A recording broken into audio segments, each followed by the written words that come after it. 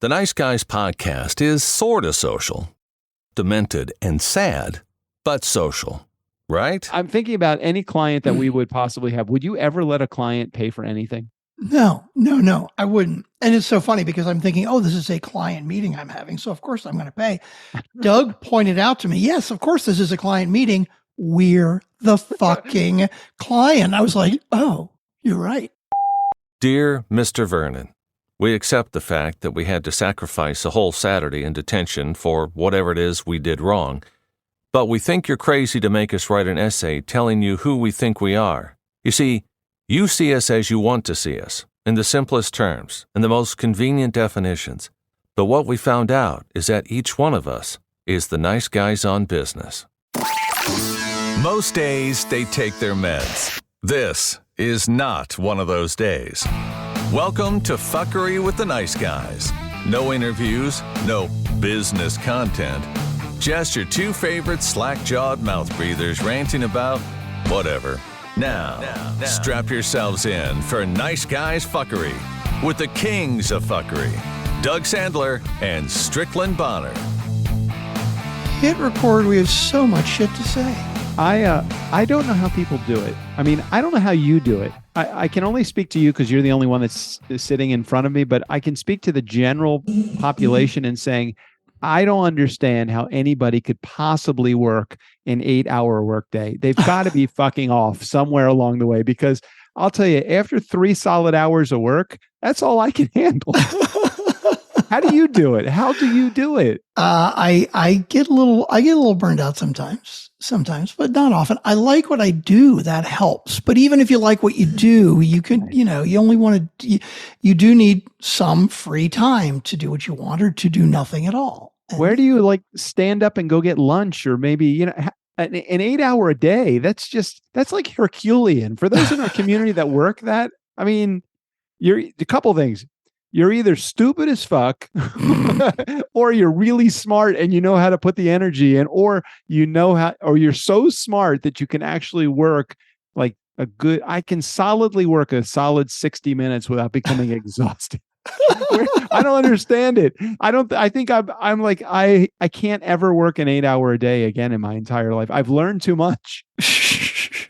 Well, I'm definitely far more ADHD than you. And so like when I dive into a problem, and, with my day job with reporting, sometimes I'll have a problem that can take me several hours to solve. It's like I just get so focused. It's like I don't even realize how much time has gone by. I just need to get it fixed or get it finished. I do remember in those early stages of us building our turnkey business, when I would be building like a course or doing a webinar or something, I'd turn around and be like, I was 6 hours in front of my computer. And I don't know that I had more or less energy at that point. It just was a job that had to get done.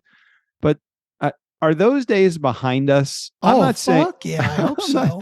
Hey, by the way, do I sound better now? My gain was all the way up. I want to make sure I'm good. You sound perfect, Strickland. You always sound perfect. This fucking Shure mic, I love the way it sounds, but the software, I know. Every time I come on, my mic has a different setting. And if I put the lock thing on, sometimes it locks. But then if I try to change the volume of my headset, it's like, I'm sorry, this is locked. It's like, no, I just want to lock the fucking gain because I don't need a different gain every time. I just met with a guest. The guest shall be nameless because I don't want to throw this guest under the bus, although it was a really good interview. So I had a conversation with this guest, and it was a her. So it's 50-50 shot. You're going to guess who it is down the road when you're listening to the episodes. Anyway, she connected with me, and it sounded obvious that she was on her internal microphone on her computer. And I'm like, it sounds really bad. Do you happen to have an external microphone? Oh yeah, I have my Yeti right here. I'm just not sure how to use it. I'm like, would you like me to use it? I'm like, and I have to make it sound like I've never heard that question before. I'm like, what do you say to somebody that you have literally $150 microphone in front of you instead of that fucked up built-in microphone on your computer? Yes, of course I would like you to use that. So then, of course, I go into tech mode here. I'm like, okay, I'm going to tell you to do some things. Don't run ahead. Just kind of follow me. And the people that I work with tend to be business owners, entrepreneurs. They're like built-in leaders. So she gets into leadership mode And literally, she's jumping ahead like 5 steps. I said, I can't mention her name. I said, Jane. I said, hey, do me a favor. Can you play third grader for a second? No, you just said you can't mention her name. Is the name that you just said, is that a fake name, or is that one I'm going to need to beep out? No, you don't have to beep that out. But you see how I quickly was able to kind of shift and come up with a fictitious name? Okay, I just wanted to make sure that was a fictitious name and that you didn't just slip and say the guest's actual name. Okay. Just want to make sure. I was seamless in that. I came up with the name without saying the name of the guest. So her name was not Jane. I'm using Jane's name to protect the innocent. So she starts jumping ahead, and I said, could you just be a third grader for a second instead of a business owner for just a moment? And it was, as soon as I said that, it was like something clicks when I say, I think one of two things happens. They either think I'm being too bossy. There comes the I'm dismissive and condescending comment. Mm-hmm. Yeah. Or it's, oh, I'm running ahead and I shouldn't be running ahead.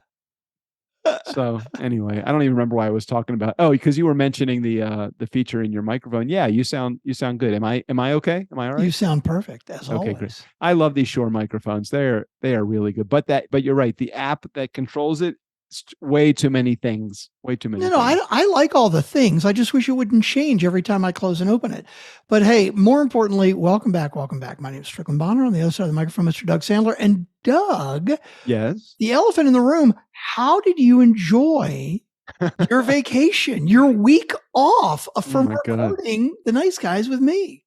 Well, it's just an illusion that it was actually a week off, because I was at my mom's house and right, because we were still here. We were working, but it was fun to listen Friday. This is the first time I listened to a complete episode in probably years. Mm-hmm. But I did listen to the episode with Erica, Emily, and Jenny B, and it was a really good episode. I never realized, as I'm listening to the show, how hard it actually is to create 60 minutes of content. I know. Because Emily was very prepared with a lot of questions, and they were good, like feeder questions. And I'm thinking, when is the last time you and I came to the table prepared to do anything except for voicemail? I would like to pat us on the back that I do believe we make it look easy. And I think our episodes are generally more entertaining and not less entertaining. And one other thing, Emily came fully prepared, but another thing that is important, and this is more me than you, I think, is I feel that Emily kept the pace going along well. And that's something that can be difficult, because you've got to be part of the conversation and aware of the pace as well. So there are many times where you and I are talking, and maybe you'll be rambling a bit, and I'll feel like, oh my God, this is getting really fucking boring. And I'll say something to you. And I do the same thing. Like, I'll start rambling, and then I'll realize, oh shit, I'm way off topic and this is not interesting. And I'll stop myself and be like, okay, let's talk about something else. And you want to move on. And I think Emily did an excellent job of sort of, what is that word, like moderating, and basically, when things were getting a little slow, it's like, okay, let's move on to the next topic. I thought it was excellent. It's not just the topic selection though; it's the segue into the next topic. It's really it's very difficult. Emily, you did a really good job with controlling. I don't want to say controlling in a bad way. It's really hard, because when you don't have, Strick, you and I, let's see. I met you. You were with the agency. What year did you start with Washington Talent? 1993. All right. I started with them in 98 going into 99. And when did you start working inside the agency? Oh, good question. 97 probably. All right. So so when I came to the agency, I met you then. So 98. Oh, you know what? I was working for 4-Star at the time, which was technically not at the agency, but okay. So that was probably like when they moved over to Rothgeb Drive. Were you with them in the building, or were you not with them in the building at that time? When they moved from I think I was in the building and had an office at that time. Yes. All right. So basically, you and I have known each other for 25 years. Yeah. All right. It's hard not to have, and we've been kind of buddies since then. Yeah.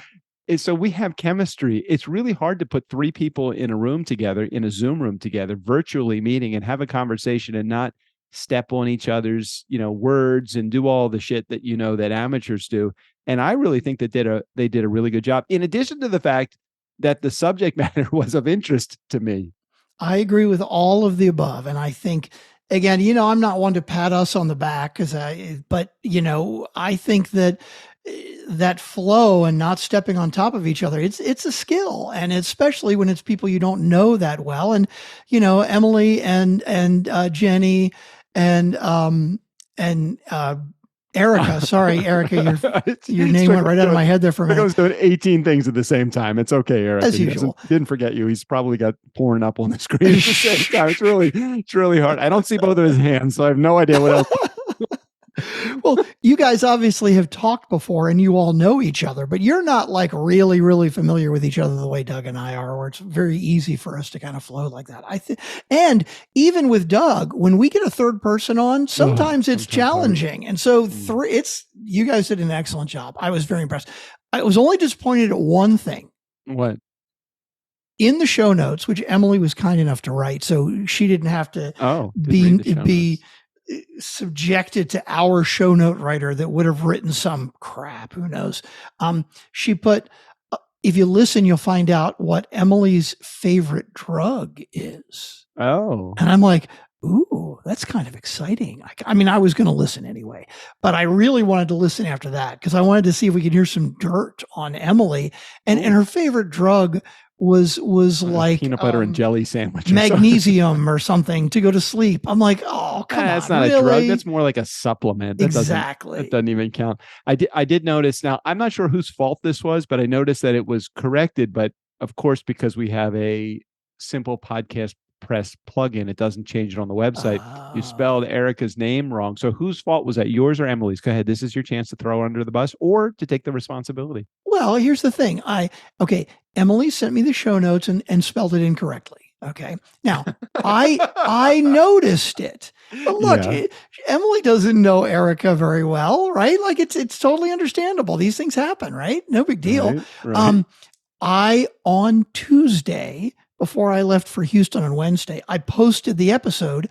I saw that it was incorrect and I made a change. And the other interesting thing is Emily actually emailed me and said, oh, by the way, I noticed that I misspelled Erica's name. So before the publication date, Emily noticed that Erica's name was wrong. And I said, thank you for pointing it out. I've already corrected it. I had posted it. And then, as we all know, for some fucking reason, it wasn't actually posted. And I would love to blame Podetize, but I'm sure it was my fucking fault that I didn't do the right thing. But excuse me, Emily can vouch for me that this thing was posted because she emailed me actually and said, I spelled Emily's name wrong. And I said, I've corrected it already. It is posted. It is ready to go. And then, of course, on Friday morning, it wasn't fucking ready to go.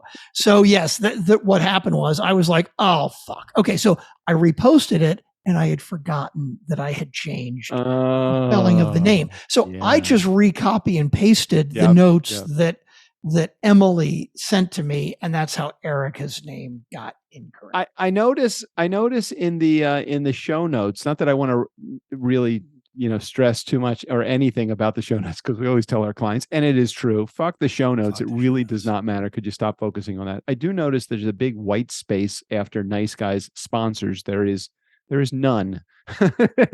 there is none. And that's okay, because we don't have a sponsor. I'm still waiting. I've already put out the bag again to the Pair of Thieves trio. I saw that. Do you see I'm like, fuck, come on, guys.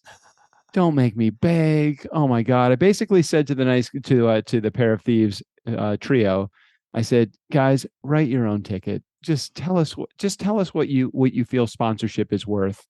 I'm not even saying it's worth money. I think it personally is worth deep pockets, but would be just as happy. And I put in another fucking order, $100 and more Pair of Thieves shit that's coming my way, or actually already was delivered. It's like, I don't know. Just give me a lifetime supply of Pair of Thieves for me and everybody in my family. And maybe that would be good enough. I haven't even gotten a fucking response. Just send us underwear on a regular basis. We don't care. Just put me on the underwear. They should have a subscription. They should use our model, not our model. Good idea. Our business model. They should use our business model get a new pair of underwear every month. I love that plan. It's kind of like, I don't know. I send my mom flowers. We had another sponsor previously, Books. Remember Books? Oh yeah, They're yeah. the floral company. Mhm. Well, I sent my mom, I think 2 years ago, I set her up with a Books subscription where every month my mom gets flowers. It's not Mhm. very expensive. Every month. Wow. Every month she gets flowers, and every month my mom sends me a photo of the flowers, and she's like so happy. I'm like, this was the best fucking gift I've ever gotten my mom.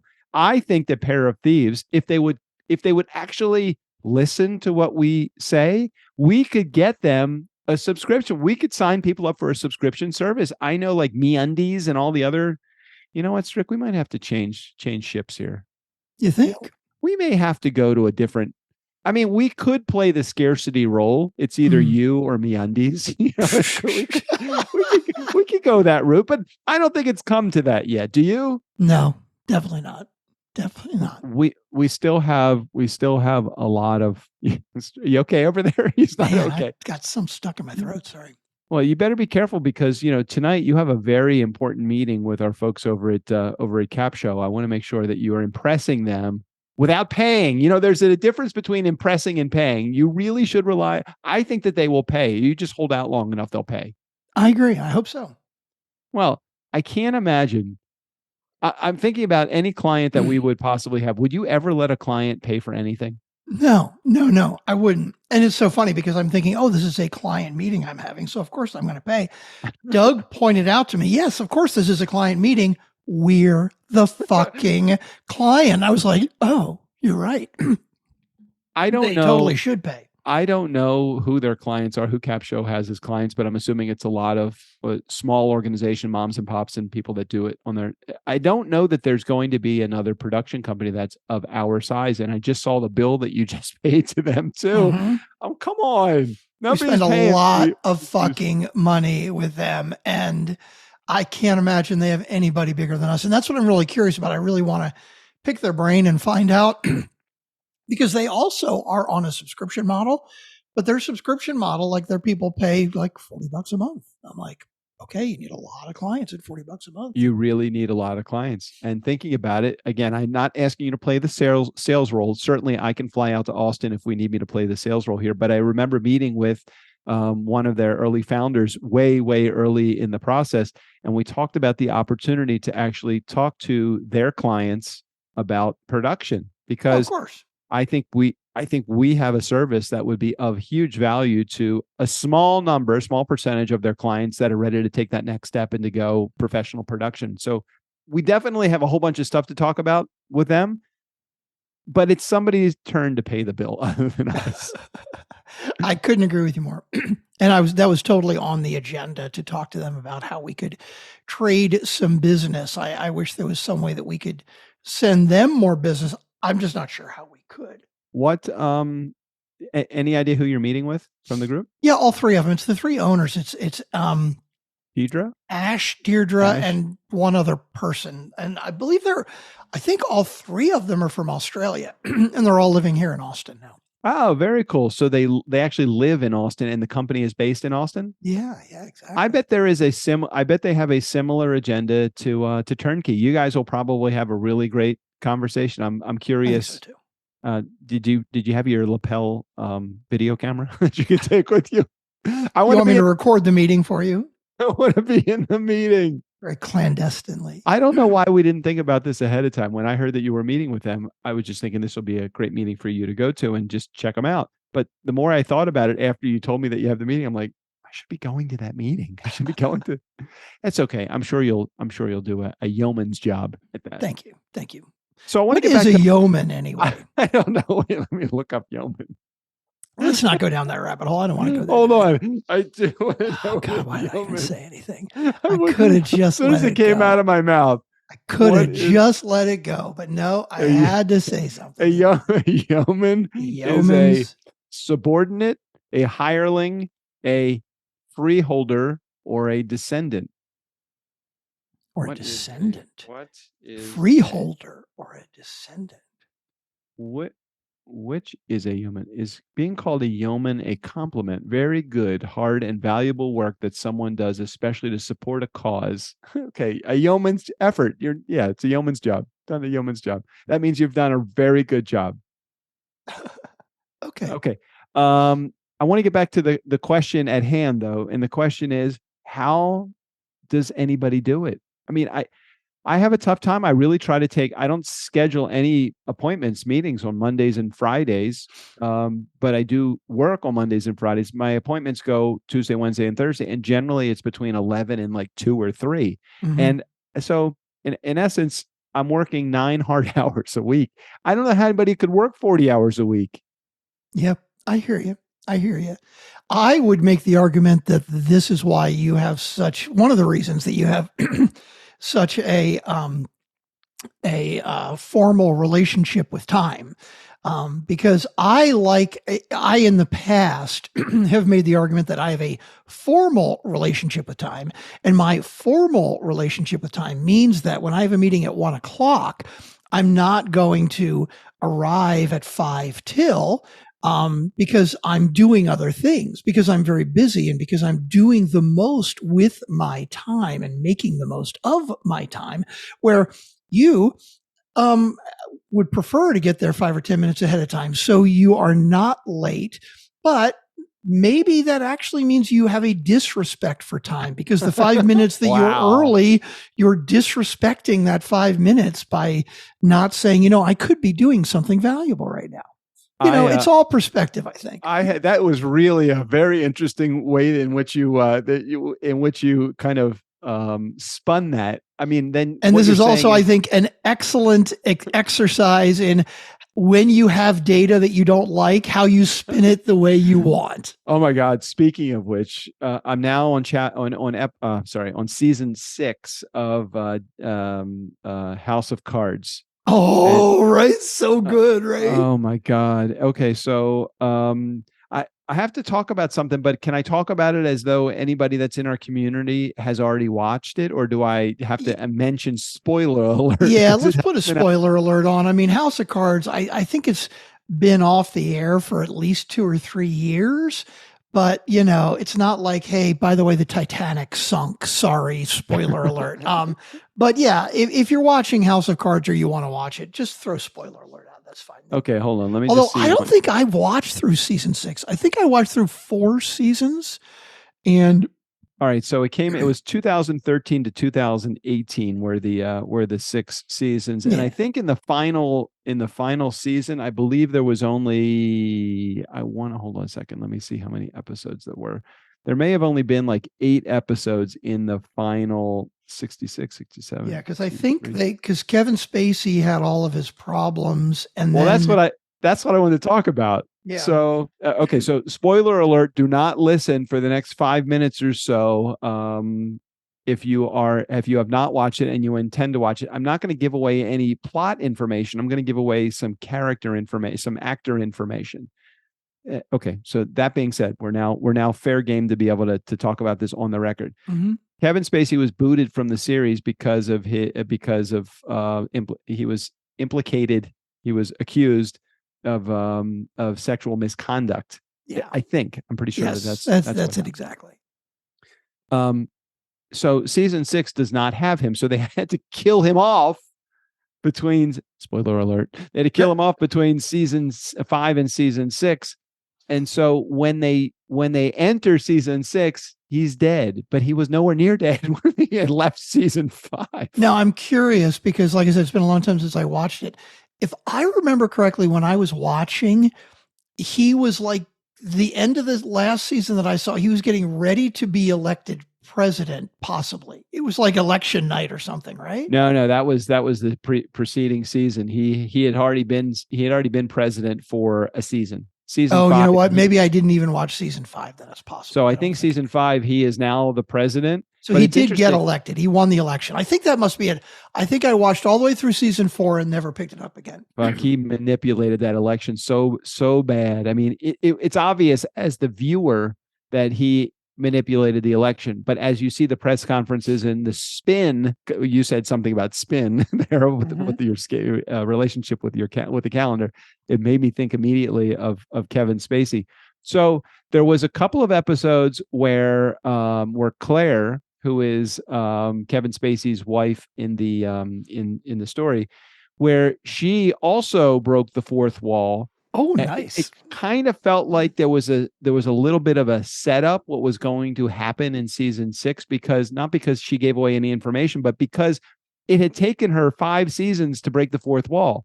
And the only other person in the entire story to break the fourth wall between, in all of those seasons was Kevin Spacey. So when she broke the fourth wall, I'm thinking, what's going on here? And then season 6, she immediately picks up and she's like, I know you're wondering why this happened. And say, well, because Kevin Spacey fucked around with somebody else on the set. It was more like, hey, look, I'm here now, so you're going to have to deal with me. I know this isn't what you're thinking, but I promise you this is going to be good. And she's basically saying to the audience, please stay, don't go. And the story really, Kevin Spacey really was House of Cards. Without him, I didn't see the entire thing staying together. And I don't know why they dumped out after just 8 episodes as opposed to 13 or whatever it was. But after 8 episodes, they were done. And I'm assuming at some point somebody just said, fuck, we can't carry on without Kevin Spacey. Do you think that's what happened, or do you have any idea? Well, I didn't watch the last season, so I don't know how it ended. Did it have an ending that felt like a conclusion, or did it? I don't know. Like... I'm in episode 3 of the final season. Okay, in that case, I'm guessing that they wanted to bring a conclusion to the season, right? Maybe they had even written, like they had an idea of the next season, and maybe it was going to be a full season and they were going to end the series with a satisfying conclusion. And then Kevin Spacey's gone and they're like, oh shit, okay, we got to retool this and we're going to change it around and we only need 8 episodes to do it. Or maybe they only got the budget for 8 episodes. Netflix may have said, look, we're going to cancel it, but look, if you got something good and you can wrap it up without Kevin Spacey, we're okay with it and we'll pay, but you got to do it in 8 episodes. It could be something like that. So a couple of things. So Kevin Spacey made $6.5 million for each season, which put him at $32.5 million for the 5 seasons that he had done. But I understand that he had to pay like $31 million back. Back to Netflix? Back to the makers of House of Cards for fucking up the series. Oh my God, are you kidding? Something like crazy. That was his like a morality clause or something? The order means almost half of Kevin Spacey's. Wow, yeah, almost. He had a net worth of 70 million. Okay. Not that that's what he made on the show, but he had a net worth of 70 million. Whoa, what the hell is that? What? Something picked up on my side, the volume. Hold on, I don't know what happened. I got to turn that off. It's that goddamn Shure mic software. God, it scared the hell out of me. I thought, what was that noise? I don't know what it said because I had to turn it off. But it's looked like he paid half $31 million back to the makers for fucking up, and that'd be horrible. So they paid him $32.5 million, but he had to pay back $31 million. Well, I think what happened was he made $32.5 million, but he was fined $31 million for his not unrelated to how much money he made. His fine was $31 million. No, but his fine, as in this was a personal amount of money he had to pay out to someone, because that's different. I get that, right? Like, okay, he lost a civil case and somebody sued him and he had to pay $31 million because of a court case. That makes sense. Kevin Spacey was ordered to pay $31 million to House of Cards makers over firing for alleged sexual misconduct. The 63-year-old Oscar winner career came to an abrupt halt in late 2017 in the Me Too movement when it gained momentum and allegations against him emerged from several places. Several places. Yeah. That's interesting. Can you imagine? I don't know I wonder if he ended up paying it. I didn't look into a lot of the details with him, but the initial allegation that I heard, and I just heard bits and pieces, was that one time, and this was way before House of Cards, I think it was when he was like in his 30s, right? He was on a movie set and he went to a bar and he met a guy, and like they started chatting and got drunk, and he took the guy back to his room, and like things got out of hand, and he was a little disrespectful. Again, I didn't hear the details. Oh, And wait a then minute. I didn't even realize so this wasn't allegations that he sexually engaged with a woman. It was a man. it was a man. Oh, I And did again, not this was realize only that. the only one I heard of. And then apparently later they found out he was 17. Ooh. And so that was a big deal too, because he said he was 19 and he was really 17. And so he's underage. And Kevin Spacey was like in his late 20s, early 30s or something. That was all that I heard. Now, like most of these guys, right? Like Matt, what the hell's his name from Today's Show? Matt Lauer. Matt Lauer, right? Yeah. Like one person came forward about Matt Lauer, and like fucking the walls came tumbling down. Oh, no. And there were like apparently dozens of people that worked with him over the years. It was like, oh yeah, he was a total fucking slut, and he was an asshole, and he was like completely disrespectful of women. Right. And, Right. you know, that was the normal story I heard about a lot of these Me Too. Which I think is amazing. I mean, it's great that things are changing in Hollywood. I didn't hear that about Kevin Spacey. I heard about one incident. Now there could have been more. And you know what? If there was, then there was. I'm curious about the characterization of Kevin Spacey as someone that would be prone to misconduct based upon the character that he played as Frank Underwood, who was completely a dick. I mean, manipulative, conniving, dismissive, condescending, very much like me. All of the things that he is in the show. I wonder if that played a role in any of the settlement that he was made to pay. Because man, you just want to, if you ran into Kevin Spacey on the street after watching 5 seasons of House of Cards, you'd hate him because he's just, nobody likes him. I am really curious about the court case though, right? Like if House of Cards said we have a morality clause and he broke the morality clause or something, okay, well then there should have been some preset amount or something. But it sounds like the creators took him to court and said, you have done, real damage to our show. And there's a writer's strike on right now for Hollywood, and one of the big things that they're arguing for is to get residuals when a show is shown with streaming, right? Like when it's on a streaming service. Well, this was created by Netflix. None of this stuff happened until they were 5 seasons in, right? And like they'd shown it, and they had gotten millions and millions of viewers to watch 5 seasons already.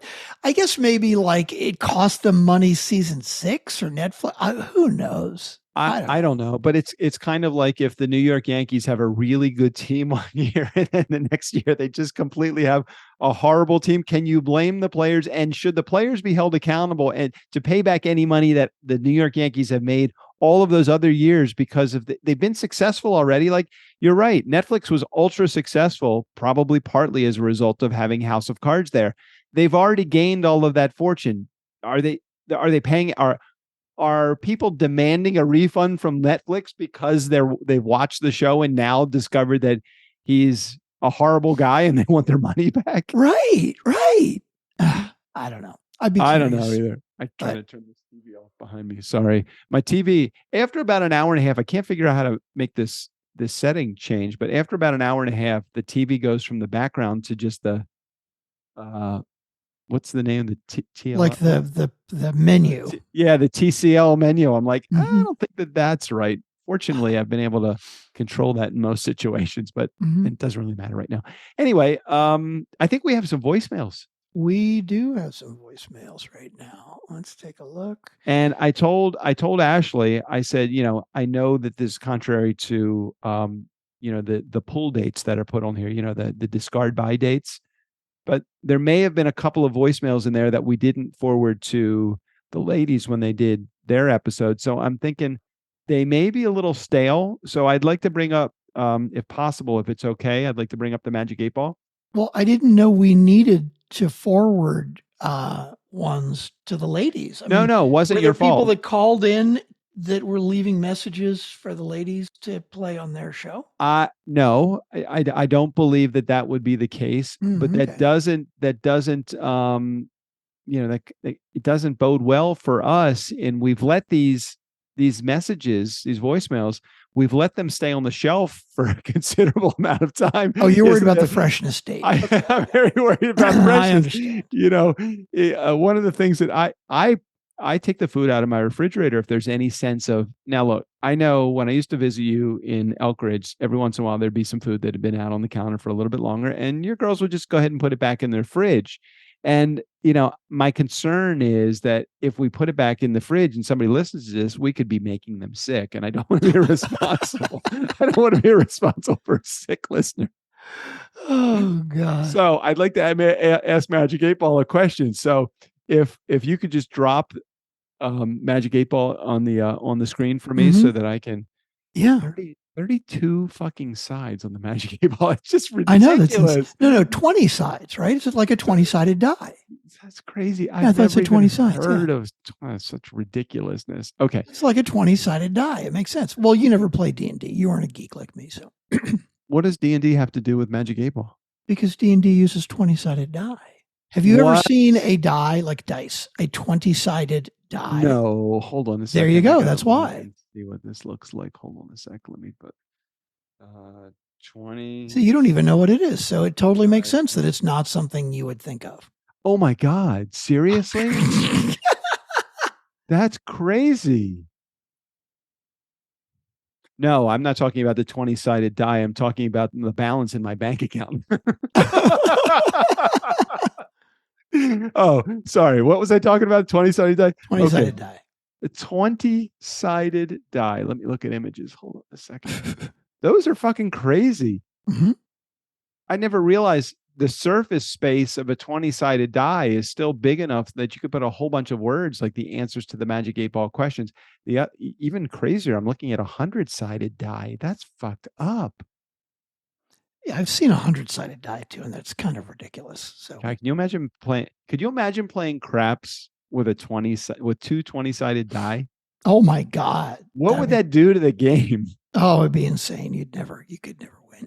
You'd have to totally change the rules. Well, is it that you could never win, or is it that you could never lose? Well, since the casino makes the rules, I think we all know the answer to that question. All right, so I got to ask Magic 8 Ball a question. Magic 8 Ball, will our playing not fresh messages possibly create a sick listener? Hold on, I got to phrase the question better than that. Will our messages make our listeners sick? Will the voicemails make our listeners sick?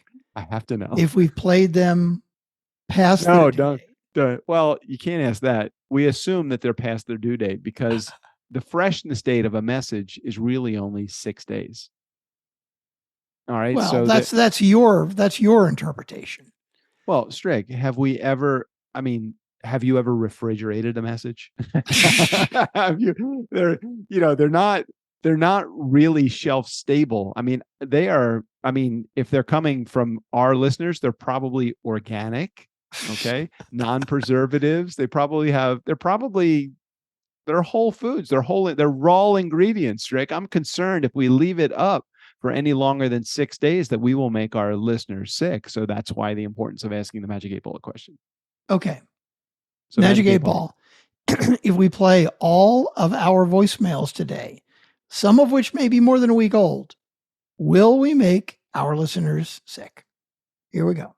That's a good question. I'm going to have to talk to my wife about that one. Hang on a second, guys. Honey? Oh, she said no fucking way. Oh, okay. Well, that's good. That's good to know. I'm curious. Have you, are you the guy that plants the messages? You do. You're the one that plants the messages. Are you putting like lemon on them? Like avocado, you put a little lemon on them and keeps it fresh. A little salt. Right. What just is spray it a that little makes lemon our messages shelf stable? That would be my question. I don't know, Doug. I think you think of our messages as avocados. Yeah. I think of them more like, salt pretzels, right. Saltines are pretzels. Right. Okay. Well, I have other comments, but I'll hold them until later. All right, let's get to our voicemails. There are a lot of them. There are 5 messages. 5 voicemails. Yeah. Holy bajoli. Do we have any idea which came in? Oh, who numbered them? Ooh, look at that. 1121345. That's so interesting. I didn't number them. I just copied them. Let's try to figure out, what does that numbering sequence even mean? Now I'm going to look this up because I don't remember seeing that numbering sequence when I copied these down, but clearly somebody did that. I'm guessing it was Ashley. Who did that? No, here we go. It is just 1, 2, 3, 4, 5. I don't know why it says 1121 because I'm looking at the files that I downloaded and it just says 1, 2, 3, 4, 5. That's all right. Well, that's another one of life's great mysteries. I don't know what's going on there. Right? All right, let's do it. Let's play our voicemails. And that Magic 8 Ball sounded really crisp and clear. So I'm assuming that we're going to come across really nicely here. Hang on. I'm a little nervous. Let me do something real quick here. That's never good. I'm like Hindenburg nervous that voicemails 1 and 2 may actually play back old files. And I don't want it. I want to make sure it's not going to do that. So I'm going back to my you're going to re-download original files, rename them. Well, no, I'm quite sure that they're correct in the computer. Well, what is voicemail 1A and 2A? What is that? It's technical, Doug. You don't want to know. I can explain it to you, but I don't think you really if there is a spreadsheet involved, I am not interested. There's no spreadsheet, but it's Hindenburg. It's complicated. I can explain it to you if you really want to know. But I don't think you really want to. That's okay. You know what? Some things are better that I don't know. Something I don't want to know how things are made. I'm not interested in where babies come from, so I don't know. I don't know. Okay, let's go ahead and just play the beginning. Let's get it rolling. Here we go. We got a voicemail from Jared. I said a voicemail from Jared. You know a voicemail from Jared. Nobody else will call. We got a voicemail from Jared. Screw the rest of y'all. You remember? I'm just presuming you're going to jump in. So I got 15 minutes. We're good. We got to play these, and you got to get out of there. Do you remember the Carol Burnett show? Okay, dude, we've talked about the Carol Burnett show before on the. All right, of course. How can anybody my age not remember the Carol Burnett show? All right. So one of the things on the Carol Burnett show that was so hilarious about watching the Carol Burnett show is the fact that each of them during each of the skits, they tried to make each other laugh, and while they were trying to keep a straight face. So you'd have Vicki Lawrence always trying to make Lyle Wagner or Tim Conway or oh wow, that was it. That was everybody. Tim Conway. Oh no, the other guy. Shit. Lyle, not Lyle Wagner. Lyle Wagner. No, the other guy, the older guy. Harvey Korman. Thank you, Harvey Korman. I got it now. So they always used to make everybody laugh, but they didn't want to laugh, so they tried to hold back anytime they possibly could. But Tim Conway was just, he was amazing at making other people laugh, just with like body language or facial expressions. Sometimes I can't look at this. I have to put a screen in front of your face, because sometimes your expression from something that I say that I am trying to make you laugh, but you're able to hold back. I don't want to laugh at the thing that I just said, because that wouldn't be right. But if you laugh, I'm allowed to laugh. So I got to put the screen up in front of you, the window up in front of your screen. That's funny. I didn't realize that. That's all I want to say. All right, let's get to our voicemails. Here we go. Okay, we're ready. Here we go. Voicemails. Hey, Doug. Hey, Shrek. Jared here. So you guys are talking about this being an intro episode, and I think we're fucking half hour into it already. I remember that. And you guys are like, and Doug, not you guys, Strick's like, this is a fucking episode. I knew this was going to happen. And this is awesome because it's great. You guys are just chatting, and that's what we love about the Friday fuckery. It's just a bunch of fuckery. That's true. What? That's it? Oh, you said something, Doug. Mm-mm. Do we let them know? Do we tack this on? It's only a half hour. Well, you guys have never set an expectation on a show for fuckery, except you wanted to make it a half hour, which you never fucking do. It's always over, and I love that. I don't look to see the length of the episode. Every once in a while, I'll catch the amount, but I look for the episode to just hit play. So no, if you do a half hour, fuck it, good. I got fuckery. May not be as much as I like, but hell, I'm good. You're not going to hear complaints about a half hour show. So no, you don't need to tack shit on. And who knows what you end up doing. Based on the size, I don't think you do, but because of your comments, obviously I'm looking at the time now. But yeah, just fucking record what you record. When you feel like it's over, it's over. The flow's good. You guys, when you're done, and it's awesome. So just keep doing it. If it's a half hour, if it's 45 minutes, shit, if it's 15 minutes, you might make a lot of other people happy, not necessarily me, but like we said. So, all right, guys, appreciate the show, appreciate you, and as always, man, we love you guys. We just want to hear you. So do what you got to do. All right, fellas. See you later. It is funny because we've really not set an expectation of the length, but I think I've set our own expectation of the length that it should be at least 30, 35 minutes. And it usually ends up being a fucking hour lately, like the last couple of months, if we just can't stop talking. Well, two things come to mind when I listen to that message that Jared just left. One is 220, 221, whatever it takes. Whatever it takes. And the other thing that I heard is really don't pad the fuckery.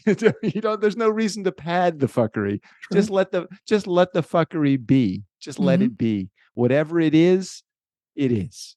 Let it be. Let it be. Okay. Hey Doug, hey Shrek, Jared here. Voicemail number 2. You guys are talking about the dye that's inside of still. There we go. I always thought there were multiple dye in there. Wow. And so to hear it's a 20-sided icosahedron, it's kind of cool, but that sucker does have to be big. I totally agree. But yes, Doug, it's icosahedron. That's how you would pronounce it. You were like, what the fuck? How do I say that? Anyways, yeah, that's cool. But I'm disappointed. I thought I was giving you bonuses because I thought it was like, 8 different answers in there. I never looked it up. So fuck. Now I got to make more of the responses. I mean, they are getting a little old. I mean, I did that a couple years ago. So wait, is that Jared? I guess you guys gave me more work to do. I'll get right on that, and maybe in another year or two we'll have it. I love that plan. All right, guys, appreciate you. Love the show, and this is probably going to go 2 weeks before because you're talking. So on the Facebook group, niceshortcut.com for those of you who aren't in the Nice Guys Facebook group. Get on it. Get in there. They'll let you in, even if you're heroin addict now, I guess. Standards keep going down.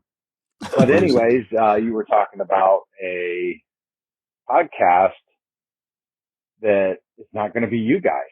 So I'm intrigued. Can't wait to see how this shakes out. I already have some really good ideas as to what's going down.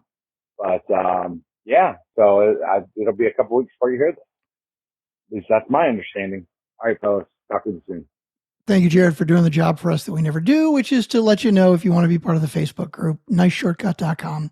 It is a private group, but we'll let you in. Just, tell us that you're not a heroin addict and you listen to the show. He was right on it too. Not only did he bring up the whole dye conversation, which literally we must repeat the subjects over and over and over again. But then he, of course, brought up the fact that he's got a message that is now not fresh. Now, he didn't happen to mention if there is a freshness date to his messages. So I'm assuming that he's probably putting some level of preservative or sodiobenzamate or whatever it's called in there. Jared, are your messages organic? Are they raw? Are they whole ingredients? I need to know that because if JJ wants to consume any of this content, she needs to know immediately. Doug, you seem unduly preoccupied with the freshness. Is that a California thing? Yeah, I've always been concerned about the freshness of what I consume. So because I was the guy that went through my refrigerator and pulled out the things that were beyond the date. I mean, I think personally that Emily will be able to relate to that. I think that she is probably the person that goes into her refrigerator and pulls out. If she pulls out something, she might not actually go into her refrigerator looking for something that's not fresh. But if she sees, let me ask you a question. If you saw a carton of milk or cream that was 4 or 5 days past the freshness date, would you smell it before you drink it, or would you just assume it's not good and throw it away? No, I do a similar thing to you. I reach into my refrigerator, right? I look in the fridge. I look at what's in there, right? And if it's green, I throw it away.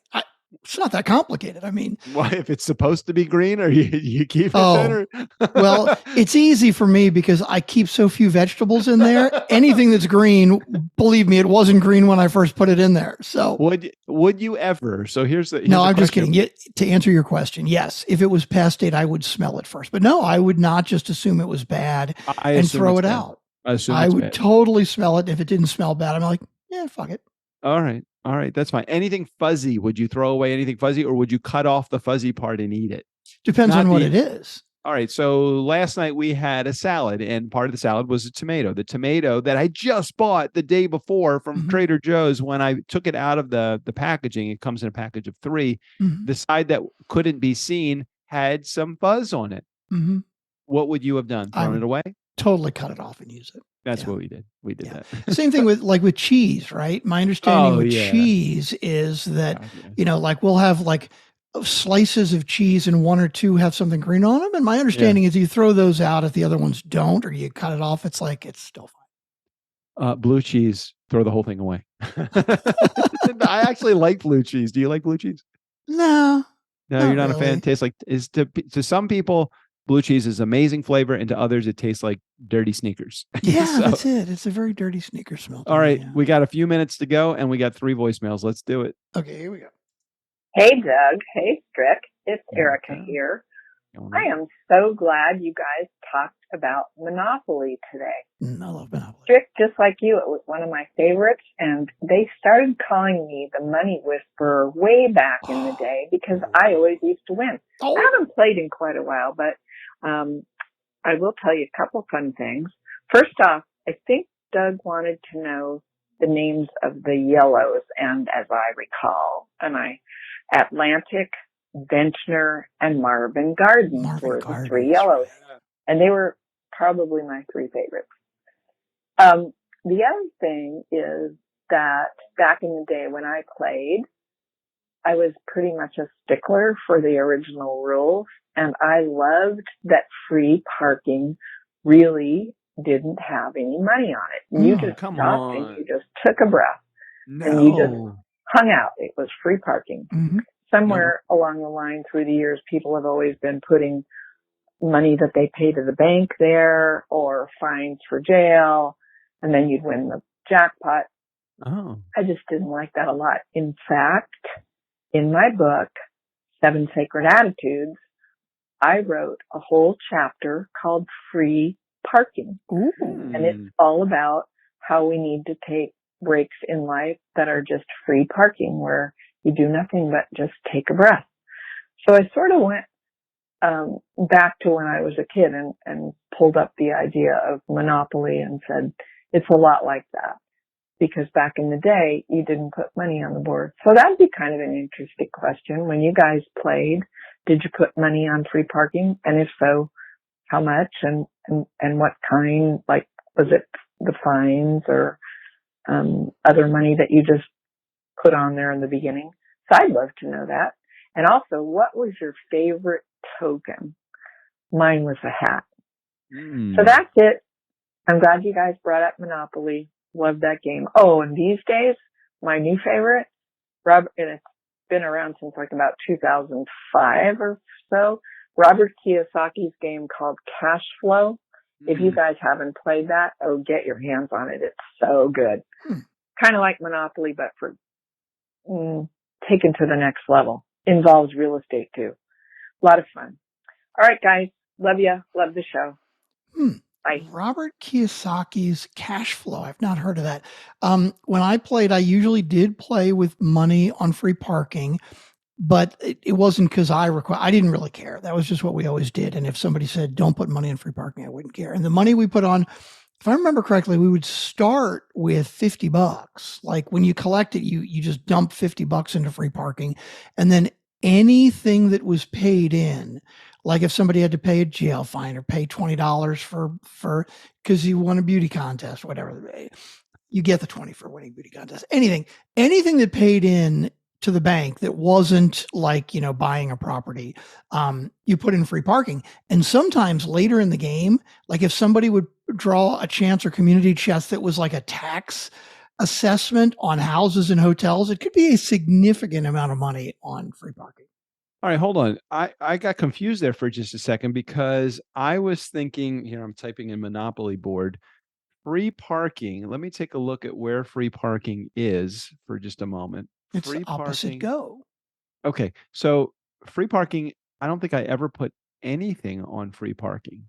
It's a house rule that a lot of people adopted. What is the official rules for pass and go? Pass go collect $200. $200. I thought it was when you pass go you collect $200. Is that an official Monopoly rule, or is that a rule that is an adapted rule based upon just region? No, that's an official Monopoly rule. Okay, all right, that's fair. I don't know that I ever had anything on free parking. I think it was always just a place to rest. And that is the traditional game. Is it's just a place to rest.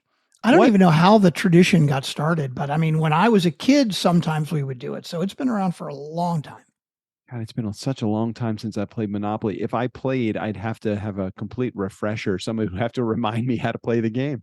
Oh my God. I was so into Monopoly. Like somebody would be on a space and they would throw the dice and it would be like a 10 or a 12 or some high number. And they're like, right where it goes. Exactly. They're counting it out one at a time. And I'm like, you're on Ventnor. And they're like, what do you mean? I'm like, you're on Ventnor. Like, how do you know that? I'm like, because I play too fucking much. That's how I know. Because I'm 6 and I know everything. Exactly. Thanks, Erica, for the message. All right, next one. Okay, next voicemail. Here we go. Hey, Doug and Strick. It's Erica with voicemail number 2. Wow. A few days after I left voicemail number 1, because I had some time to think about it. I have a theory. And the theory is this. The theory is how we first learned to drive the stick shift is indicative of how we run our entrepreneurial businesses and how successful we are. Interesting. Case in point, Emily shared her story, and it was pretty gutsy of her after having had only one lesson or so to then, when her parents left her alone, take the car and head on out on her own. Right?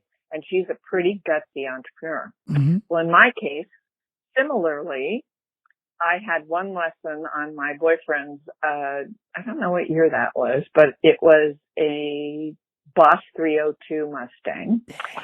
I had one lesson on it. I think we drove in a parking lot and I learned how to shift from first to second, and that was about it. The next week, I happened to get a new job at a pharmacy, which back in those days did deliveries of prescriptions. And when I got the job, they asked me if I could drive a stick shift. I had no idea why they were asking me, but I lied and said yes. And my first day on the job, they threw me the keys to their old Volkswagen Bug. God knows what year it was, probably 1970 or something. And said, here, take this prescription to, Mrs. Smith, 15 minutes down the freeway to the next exit and back. I panicked and sweated like heck, didn't say a word, jumped in the Volkswagen and proceeded to pull on out of the parking lot, ably to shift into first and then second, and could never do anything beyond that because I didn't even know how to go into third or fourth, and there was no picture down below to show you. Oh, God. So there I am careening down the freeway at whatever number miles per hour were back then. Let's just say 55 in second gear with the engine, whining like a son of a gun, and delivered the thing and made it back. And I would say it was pretty gutsy. So that is how I run my entrepreneurial business and my podcast. so that's my theory, that the way we did the whole stick shift thing, that's how we run our businesses. So that's my theory. What do you think? Okay, guys. Love you. Love the show. Bye. I like it. It's a good theory. And by the way, we didn't mention which piece we like to be in Monopoly. I like to be the race car. Oh, I was going to be the race car too. I would have picked the race car or the dog. Yeah, I always was the race car. I like the race car. It's really interesting. That is a great theory about the type of business owner, the type of entrepreneur that you are, because I really do feel like I never rev the engine, so I never try to red line it. I'm very smooth at shifting, which means I like a consistent performance. All the things that I think I show up with in life, I show up with as a stick shift driver. And the same thing can be said about, JJ always says, you can tell a lot by the way that a guy is in bed, by the way they salsa, how in control they are, how forced they are on their partner, all of the things. And it's really interesting. So I do appreciate that analogy. I have to think more on the stick shift analogy, because I want to think about more ways in which I am similar to my stick shift style. There you go. Okay. All right, we got one more voicemail, and then you got to go. Yep. Hey, Doug, it's Rick Jared here. So I didn't have to listen to you this week. I got to listen to the ladies. Well done, ladies. As always, though, guys, I love you. And I'm calling in. And there's a couple reasons. One is I have a feeling, so this is my premonition, that you guys is beginning, when you first saw the voicemails, you're like, oh shit, these are old. I think we don't need to listen to these ones. You'll completely forget that you didn't do the show last week, and you'll try to throw out my old voicemails and anybody else have to call. So I am here to tell you that you sons of bitches, the voicemails that were left on the 6th or 7th, right in that vicinity by me, are indeed good to listen to. And I might add, my episodes or my voicemails never go stale. They're like taking a McDonald's cheeseburger. You can throw them in a platter for 4 years, sit them out in the sun, let them bake real nice, and they still look as fresh as the day you put them there. So my voicemails can be listened to at any time. So don't skip them. And if you did skip them, go the fuck back and play them. Jeez, I can do everything for you guys. Hey, as much as we love you, though, I got to admit, it was good listening to the ladies. They did a fantastic job. Was excited to hear it. And yes, I'll be glad to have you guys back. I mean, you totally different vibes. We love them. We tolerate you. It's all good. But anyways, guys, I hope that whatever you did this week was fun and enjoyable and you had a good break. And I will talk with you soon. It's like Jared is psychic. Like he knew what we were going to talk about. Every voicemail he left, even from 2 weks ago, they were so intuitive. Jared, that was incredible. From freshness to Magic 8 Ball and everything in between. I know, right? That was pretty good. All right, how long a drive do you have to where you're going? It's probably about 40 minutes. All right. Well, you're about to do some turnkey sales work. I mean, you may not realize because you might put it into the relationship game, but selling is all about relationships. I know. I'm ready. It's all about it. I'm ready. What are you wearing? It's very important for you to represent properly. What are you wearing? You gonna wear? No, I need to put on it. Like I got a nice shirt that I'll put on. It's like a flowered, like a white, but it's got like a pattern. It's nice. I'll send you have it.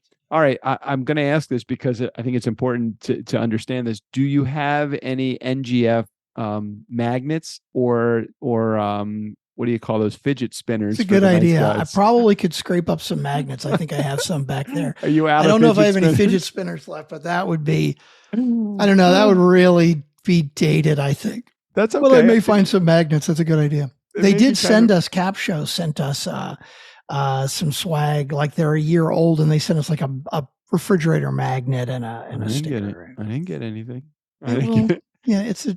I know. I'm the guy that always gets the signed books and all of the swag. You usually get the stuff, so I'm going to get the stuff this time. All right. Well, enjoy your meeting. Do you have anything that you got to say before we head out of here till next week's episode? No, I don't think so. All right, you're out of focus, but since the viewers can't see that, they don't care. Hold on, I'm trying. There, did it come back in focus? It's because in the afternoon the sun really starts shining through this light to the right of me. Yeah, it's totally ignored. It's not even trying to focus. All right, that's fine. Steve O'Brien, go ahead and take us out of here. For the Nice Guys on Business, I'm Steve O'Brien. You know, I've done opens and closes for these bozos for 400 plus episodes. I've moved, I've had plastic surgery, I keep renewing the restraining order, but nothing has worked. They keep on finding me.